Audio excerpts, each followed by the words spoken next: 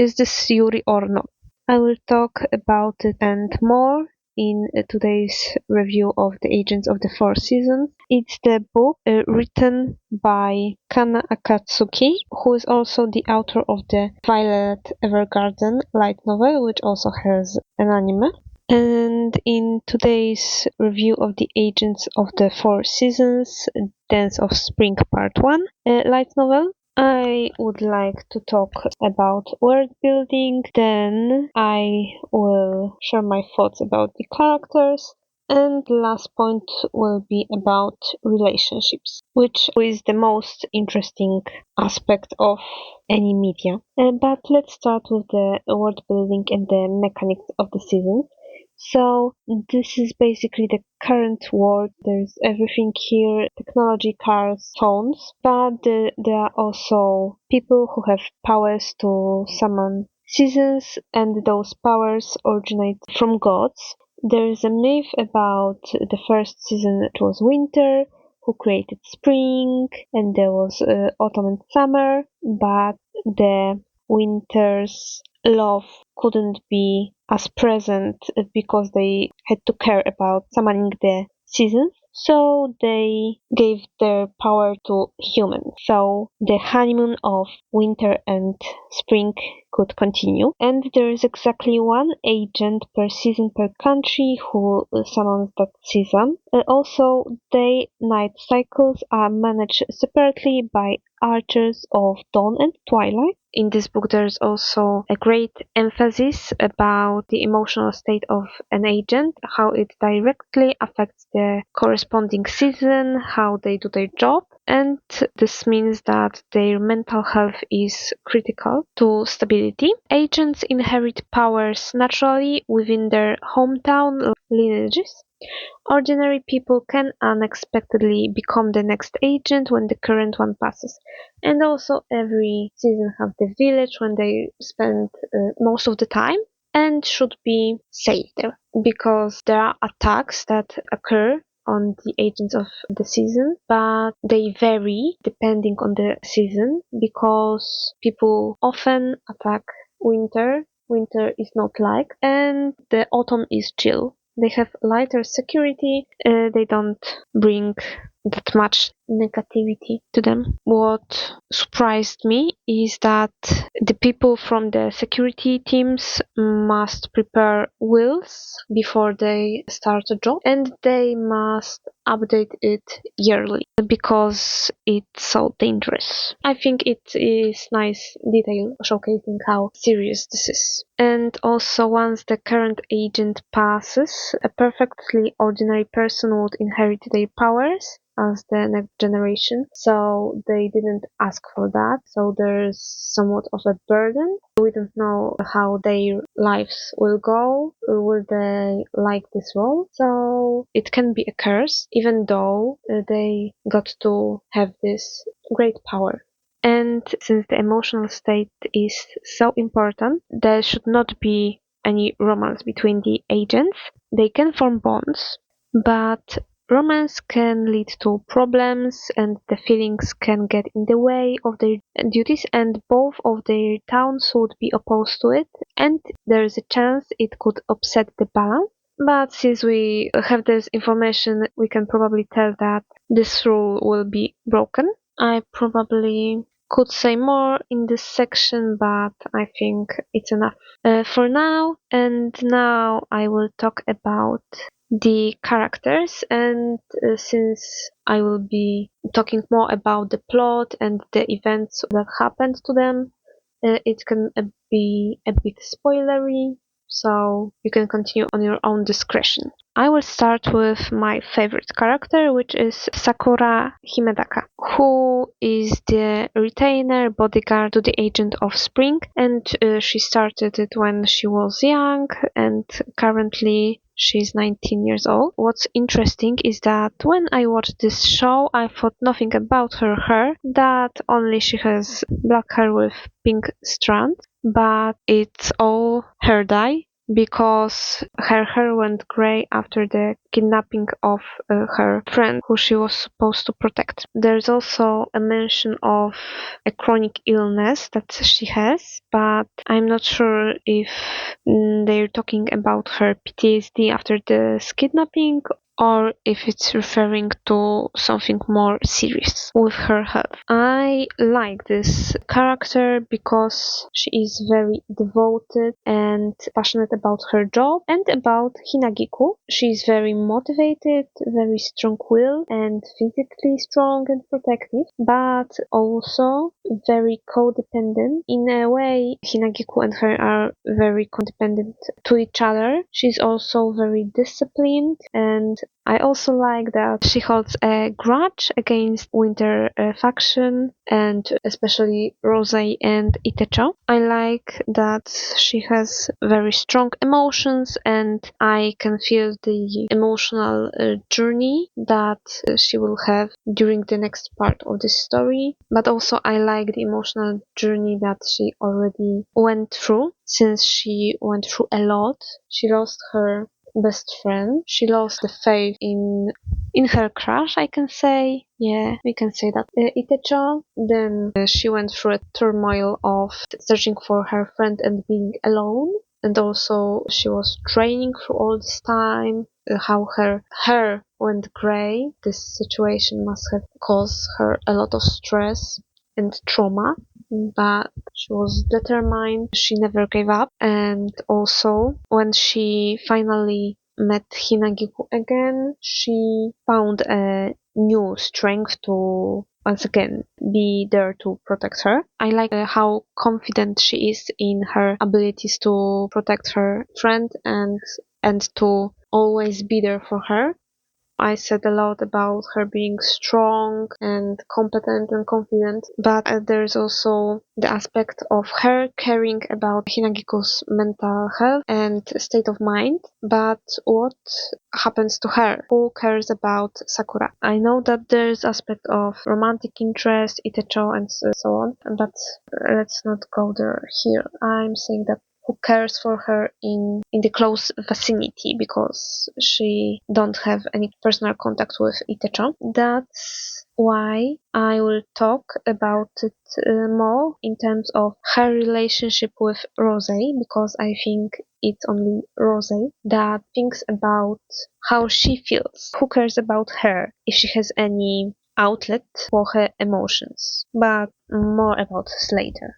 Now let's move on to the main character, which is Hinagiku Kayo, who is currently 16 years old, who was kidnapped when she was sick, and all of this happened because she wanted to save her retainer, Rose and Itecho.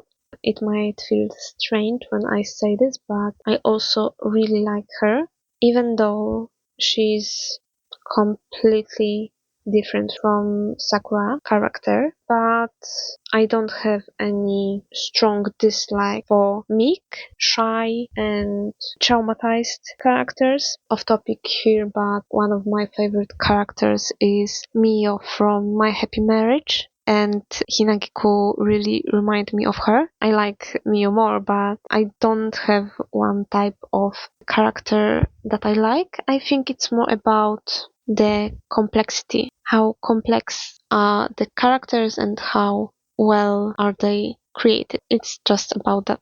So I think that she and Sakura are both compelling characters.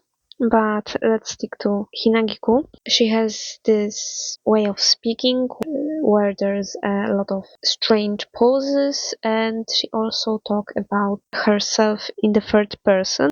And it's because of the trauma that she lived through after the kidnapping.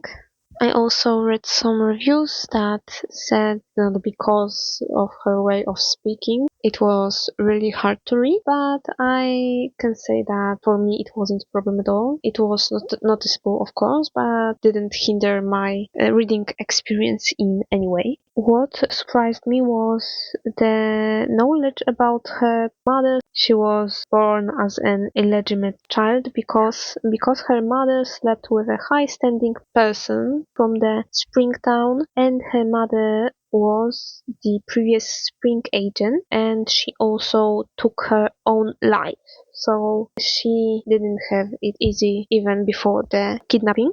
And because of all of this, Hinagiku isn't really a popular person in Springtown, which I assumed that given that she's the most important person there, but it's actually not. And I think that's the main reason why they stopped searching after her after only 3 months, because it was clear that they wanted to have another agent of Spring, which would happen only after she would die, and she knew about that. And after she returned to the Springtown, I think it was after 7 years of kidnapping, which she endured. It's said a few times that she had endured the difficult times. No one could help her. So after I think half a year, the Springtown called Sakura over, and only after that she found out that Hinagiku was safe. And then she became the retainer once again because she was able to connect with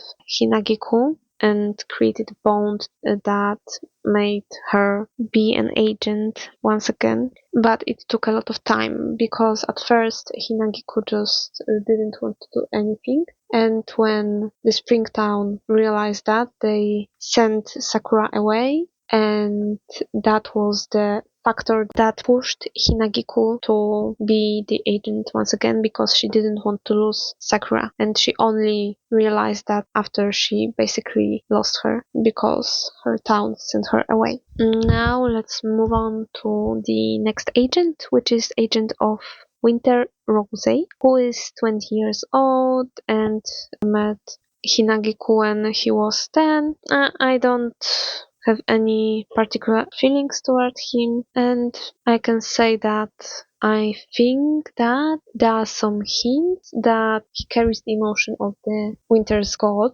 because during the first meeting with Hinagiku, it felt like insta love, and I think that because it was really unnatural. He also know that he was training to create weapons from ice, and when Hinagiku asked him for an ice flower, he didn't know how to do that, but he learned and gave her one. It was cute. And I think it's interesting detail that he met Hinagiku's mother, so the previous agent of Spring. It's a interesting detail.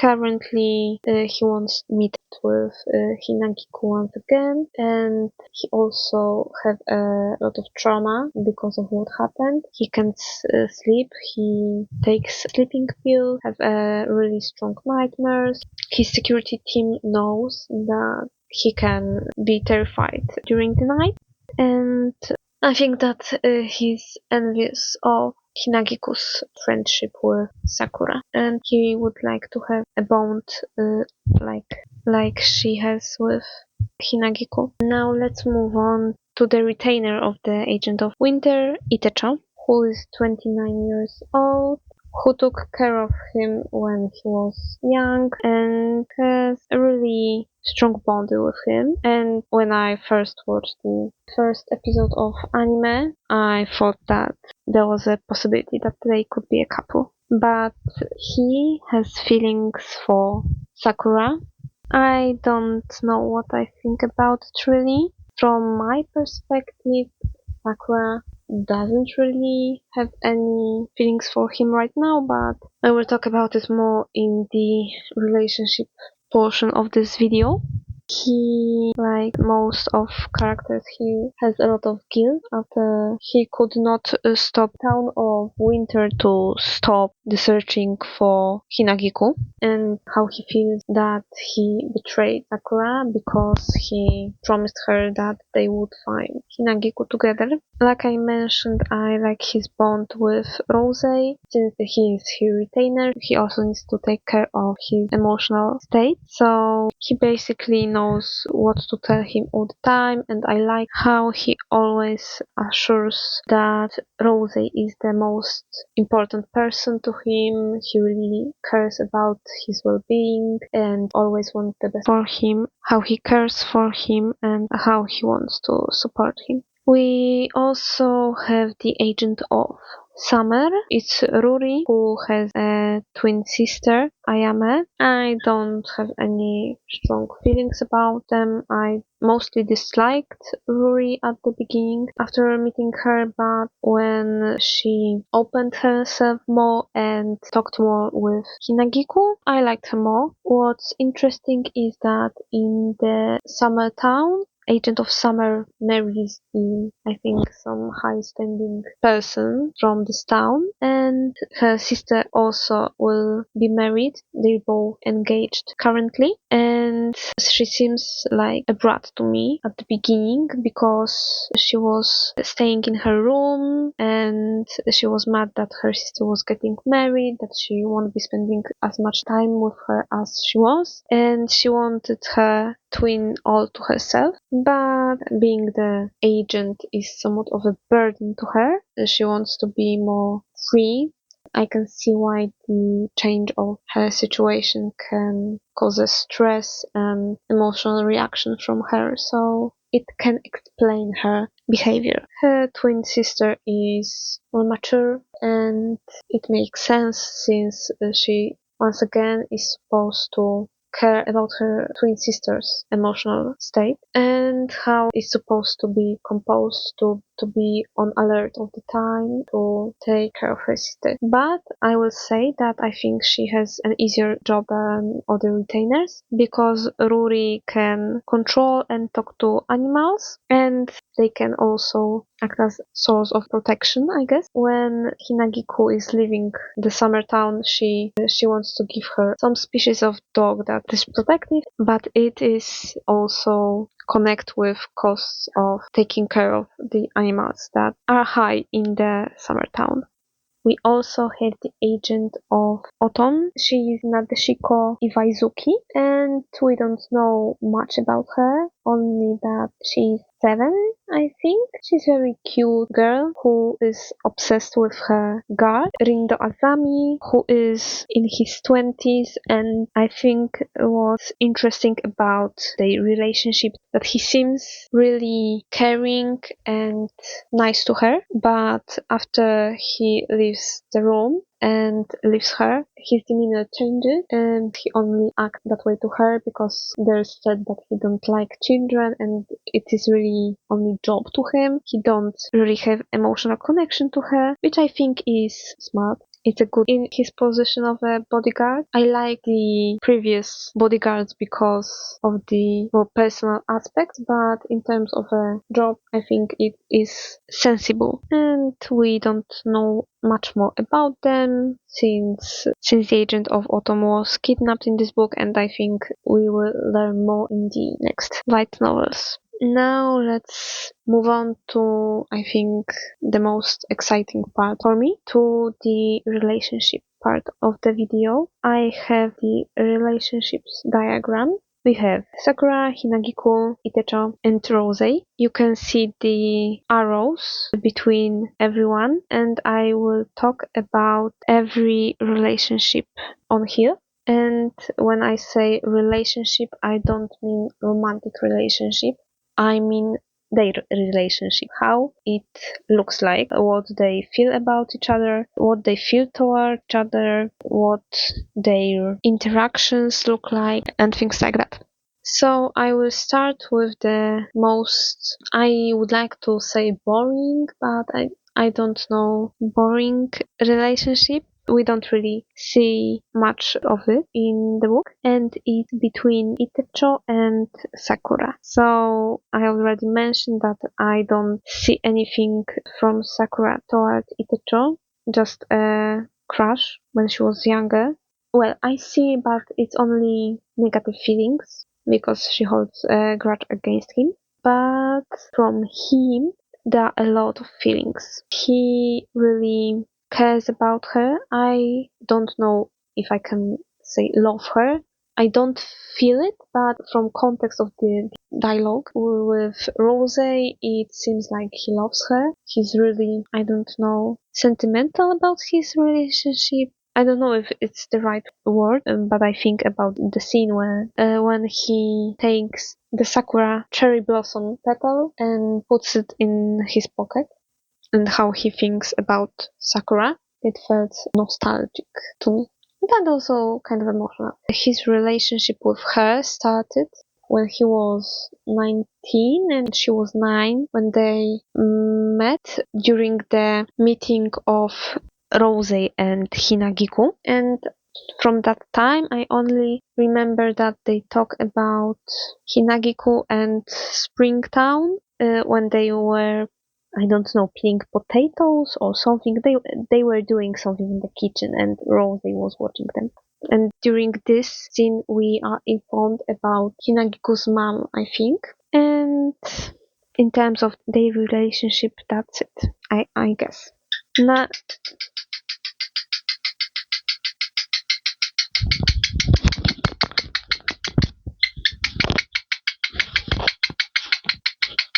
we can now talk about Itecho and Hinagiku's relationship, and basically there isn't any, he only feels responsible about her kidnapping and he wants her to be safe. And I think that Hinagiku doesn't really have any thoughts about him, only that it was the person that Sakura had a crush on. That's it. Now about the relationship between Itecho and Rosie. I think they have a chemistry and that Itecho really cares about Rose. There's a quote, "I'm only a nag because I care about you more than anything in the world." I think it says a lot about their relationship. It's also like that because he's his bodyguard, so he is supposed to care about his mental state and physical state. He is also worried that Rosie has nightmares and can't sleep. And after reading the first light novel, I think their relationship reminds me the most of the one between an older and younger brother. And also there's a line in the book, "Itecho cherished this man the way a much older brother would." And I think it's mostly true. I feel like it makes sense in terms of their relationship. Now, the relationship between Rose and Hinagiku. It was, like I said, in my point of view, the love at first sight, but it went both ways. Hinagiku really cares and I think loves him and wants to see him again, and it also looks like that from Rose's side, but I also think that his emotions toward her, his feelings are more intense because Hinagiku has Sakura and she also has a lot of strong feelings towards Sakura, but Rose does not have such strong feelings toward Itecho. He really can't stop thinking about her. He even makes an eyes looks like a spring motif when he creates some ice sculpture or something to hold the car. What I'm curious about in terms of their relationship is how he will treat her after they meet again, because he knows that Hinagiku is different now after the kidnapping. He knows about her speech pattern and childlike state, I would say. She isn't really behaving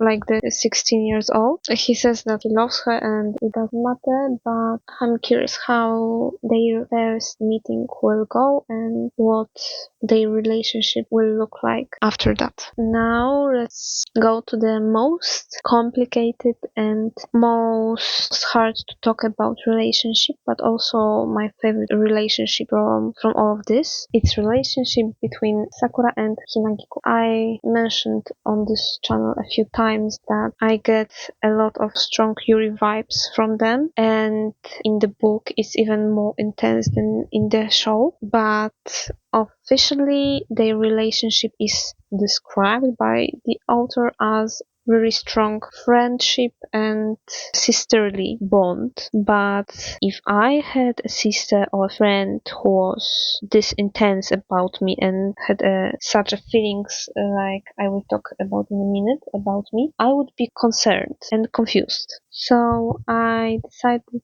I will talk about some quotes from the book describing their relationship. Let's start. It just so happened the object of her faith was indeed a goddess. So long as I live, I vow to fight for your sake. And she was granted another opportunity to make up for her failure to give her life back then. So the fundament of their relationship is the kidnapping and how Sakura feels guilty about it, how she could have done more to prevent that. And that's fine, that's okay, we like that. At least I like that.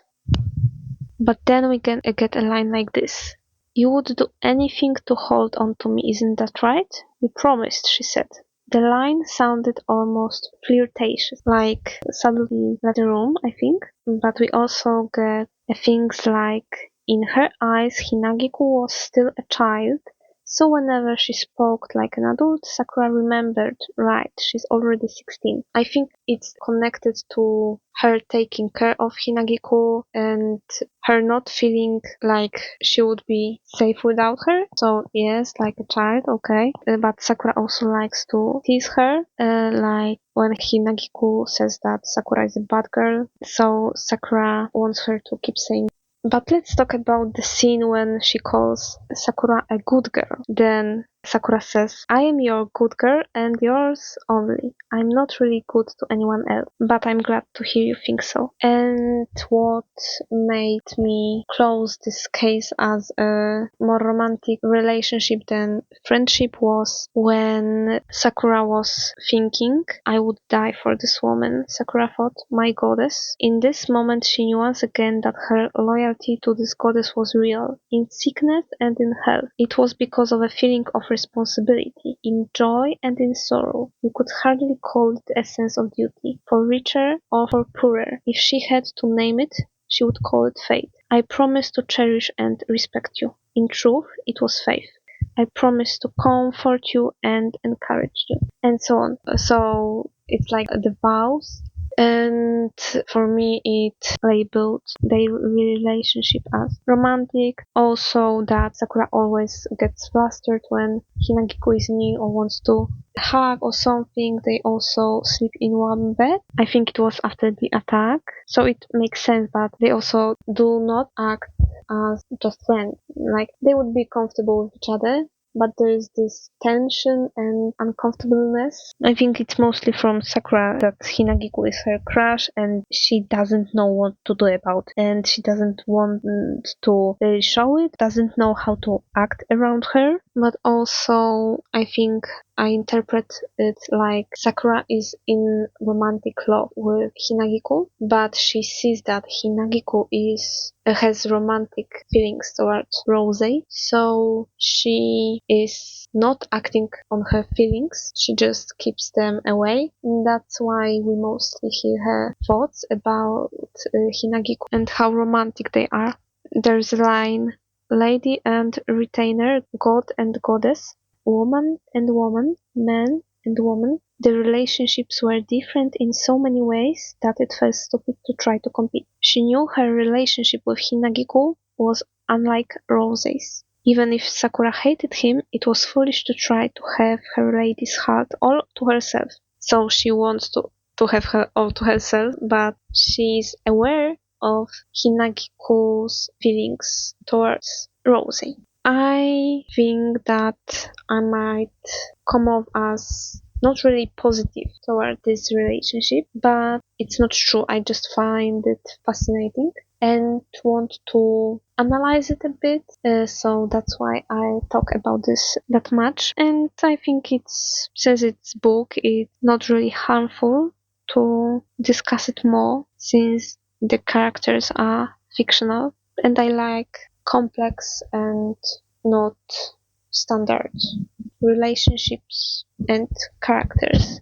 So this really speaks to me. Now about the Sakura and Rose relationship, which I might even say might even be more complex or fascinating than Sakura and Hinagiku's relationship. Well, there isn't any trans scenes between them. We only know that Rose and Itecho are watching them because they want to keep them safe.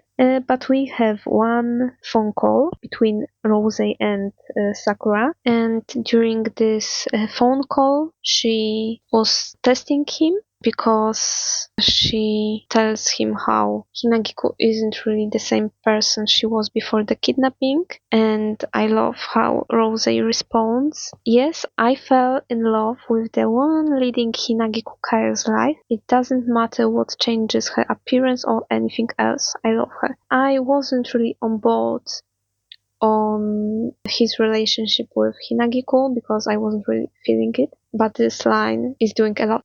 But let's go to the Rose's thoughts about Sakura. So, just how worried was this girl, keeping her lady's side, trying to protect her now that she was finally back, while the circumstances didn't allow her to get a good night's sleep. She had no adults around who she could trust. And yet she never talked about herself. She only talked about Hinagiko. She never mentioned how terrible her living conditions must have been while looking for Hinagiko, how hard a time she had, and how alone she felt even now. She must have wanted to break down sobbing more than anyone, and she never did. From this description, I think there's a bit of respect and compassion towards Sakura. He really thinks about her and about her feelings.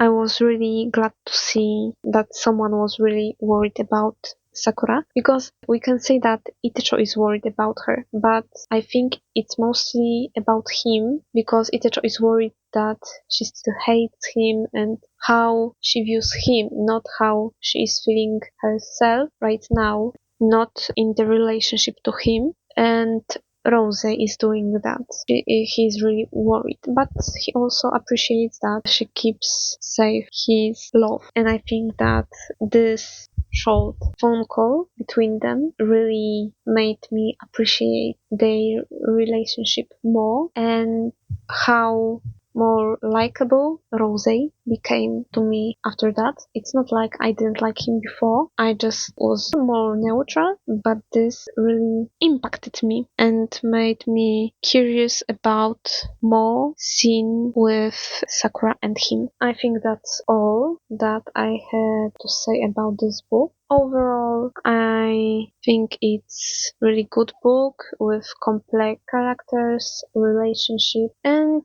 interesting world building. The concept of the agent that creates seasons, how they have powers from the gods, and I like that we have what is happening currently is affected by the previous events, and we don't really know everything about what happened before. We don't know what exactly happened to Hinagiko, only that she was captured and kept away for 7 years. So yeah, the mystery aspect, the danger aspect, how the kidnapping happened once again, how attacks are happening all the time on the agent, and the bonds between the retainers and the agents were really interesting. It was also really fast read. I didn't have any problem reading it. I think it's a good translation. I don't know the original, but the translation was good. What are your thoughts about this book? Did you watch the anime? Maybe you only watched the anime. Would you like to read the book and see what happens in it? What do you think about my video? And as always, thank you for watching and bye.